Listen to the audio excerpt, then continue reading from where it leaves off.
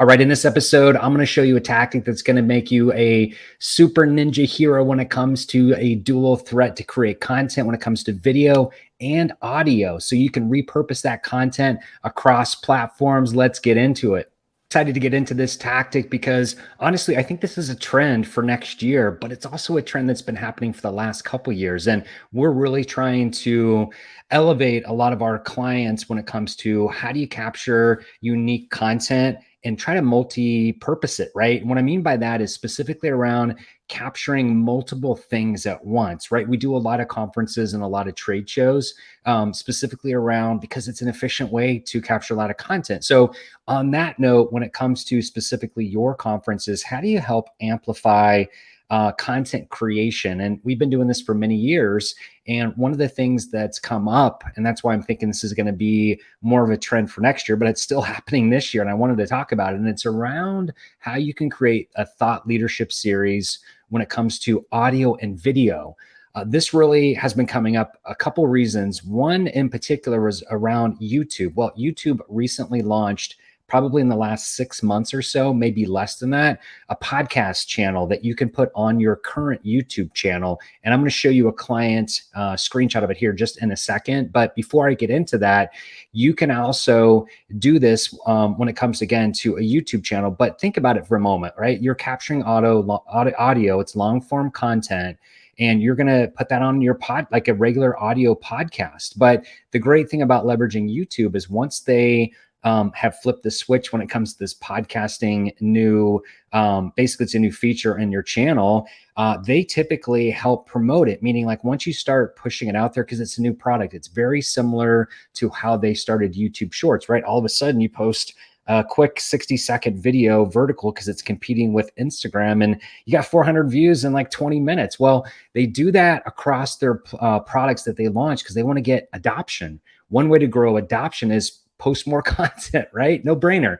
And that's what they're going to be doing with the podcast. They want to steal share from Spotify, from other places. And not that Spotify has video, but they obviously have a podcast following. And so when you're doing your content creation, think about how you can leverage the video aspect of it, long form video content for your podcast channel on YouTube, but then extracting the audio from it to your normal podcast. And if you're watching this, more than likely you're engaging niche HCPs. And obviously they're a very hard group of people to target, influence, and grow adoption with your solution. One of the ways that we're doing that with our clients and helping them stand out, and we're not getting very strategic with our clients on the content. The only thing that we're really collaborating with them on is specifically how you can capture this content, be efficient with it, what platforms you should be using, but we're not really educating them about their content, right? It's like for this particular one, Natera, they're targeting and influencing nephrologists. We don't know their product enough. We know that nephrologists and a lot of other HCPs out there listen to podcasts when they're driving in their car or they're going to a conference, right? So think about it when you're developing your content strategy, your content plan for your niche HCP.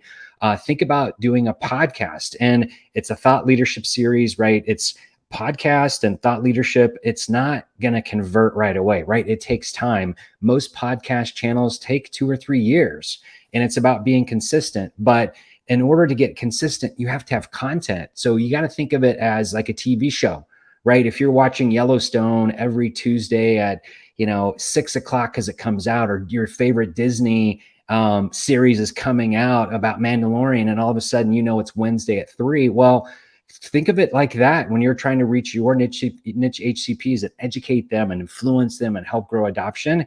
Do the podcast, have a set schedule, but then get ahead of it, right? You need to be thinking about how you can plan these things out. So you should have a content calendar. You should be planning these things out 60, 90 days in advance. Let me get the next slide up here. This is an example of a playlist inside of YouTube. And this is the client that we worked with to create. I think we ended up creating 10 different episodes for them. It was a 1-day shoot. We cranked it out. But we ended up taking that long form content. And I think these episodes are like 30 minutes. They could be a little bit less. So they don't have to be 30 minutes, right? So when you're thinking about your capturing your content, maybe you record for 2 hours and then you chapterize that. So like every 10 minutes, there's a video, right? So if you're recording for that long of period, you're going to have a lot of content and create that ongoing series.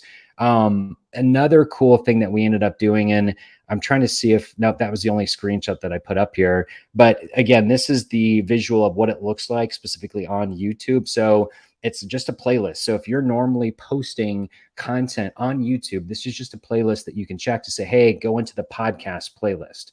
And what I like about what they've done is they've created the same thumbnail. So if I'm a nephrologist, I know, okay, this is Natera, this is inside the proactive study, who's the HCP, right? This is thought leadership. It's not Natera speaking. These are nephrologists in the industry. So the other cool way to capture this, and this was actually not our team, and I thought it was super creative way to do this. This was at a conference that I was at a few months ago, ADA in San Diego, and I saw this and I had to take a quick picture of it. And this is actually in the booth. And it's not, if you look at this, it's not actual Bigfoot Medical.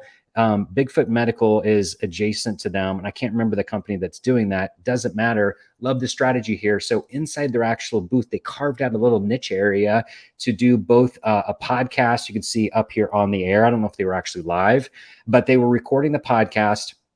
They were doing the audio, obviously, and then they had video too.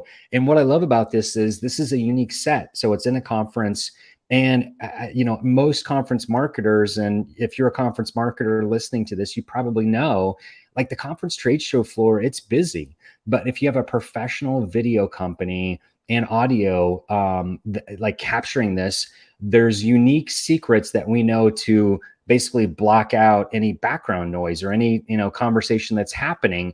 And so you can definitely use this strategically. And we've had a lot of clients asking us, like, why can you record on the trade show floor? Isn't there a lot of noise and audio and background noise? No.